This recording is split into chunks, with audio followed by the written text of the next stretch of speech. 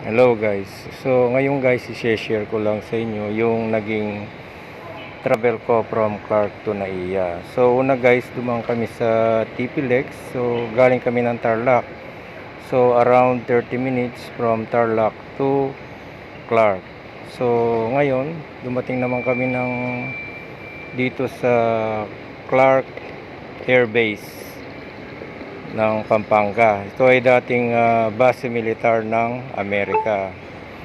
So, ng daan. So, ngayon guys, so pumunta kami dun sa ibang daan para makita yung ilang parte ng Clark Air Base, Pampanga. So, maganda naman yung daan at ang ganda ng lugar dito guys. Talagang na-develop yung lugar, napaganda yung mga daan. So, ito, actually hindi ito yung papunta sa Clark Airport. So duman lang kami dito para mapakita yung ilang bahagi ng Clark. So ito naman ay papunta na sa Clark International Airport. So ito yung first time kong pumunta dito guys. So bago yung airport dito. So ang ginawa namin, kaya pumunta rito para matry naman yung sakay ng Clark to Naiya. So ngayon, nandito na tayo sa paliparan ng Clark Air Base. Okay guys, so ngayon, ito.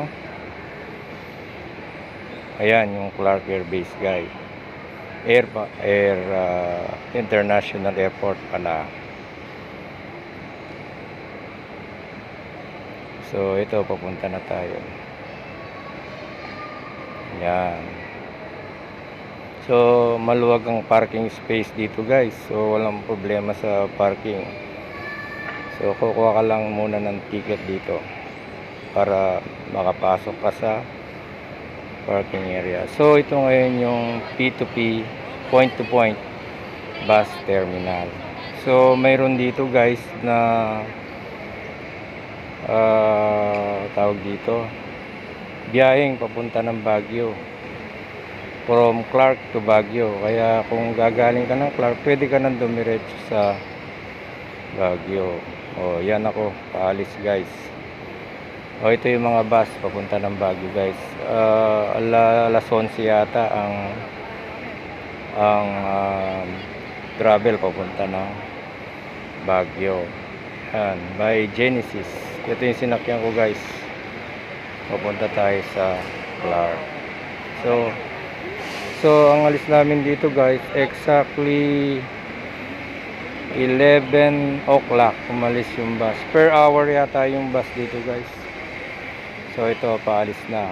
So from Clark, ito, paalis na yung bus, papunta na sa Naiya. So papakita ko muna sa inyo yung dadaanan natin. Okay guys, so ito pa rin yung Clark International Airport.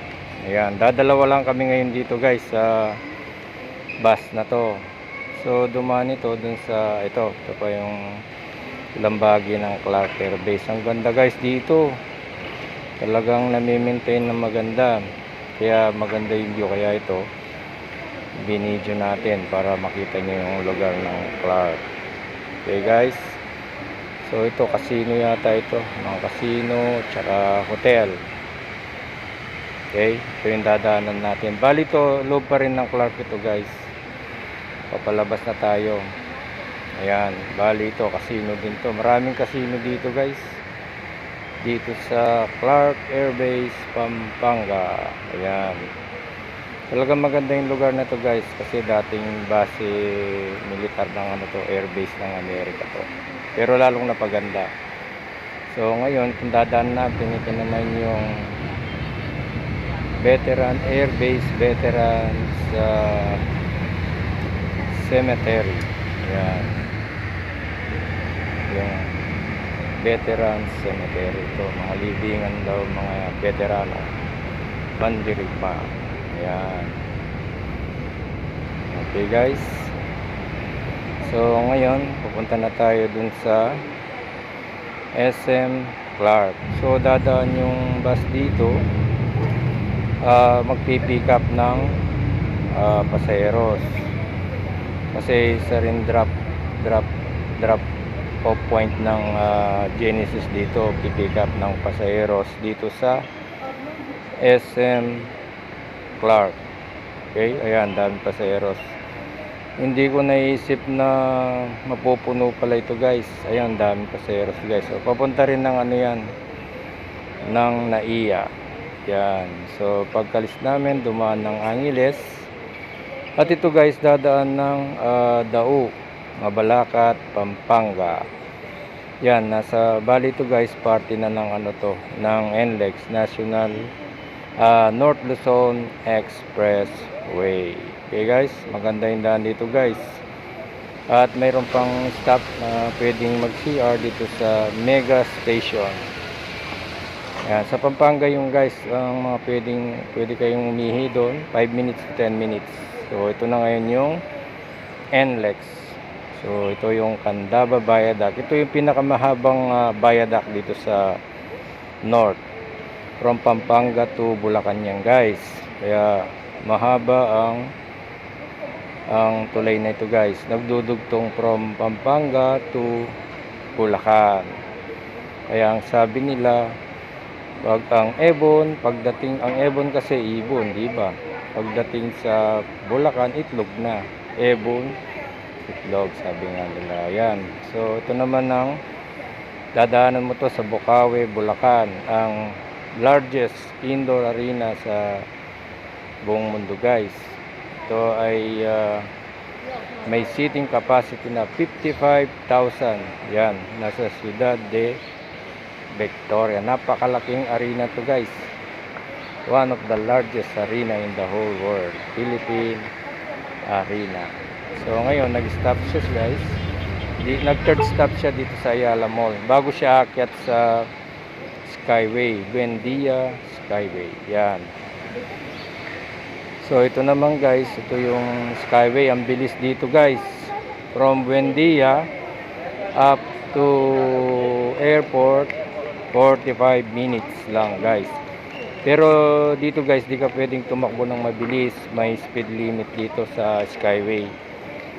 Pero walang traffic. No guys, so observe nyo yung speed limit dito sa Skyway.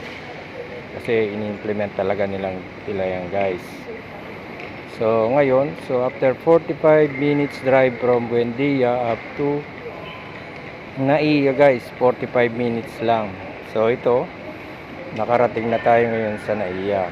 So ito yung biyahe ng Clark to NAIA guys. So magkukonsumo lang ng 2 hours and 30 minutes. Okay guys.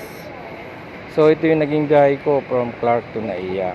So sana na nag-enjoy kayo, at kung sino man yung may gustong mag-travel dito, try nyo lang guys, Clark to NAIA. Ang pamasahe dito guys ay 400 pesos. Okay guys, thank you for watching. Please like and subscribe.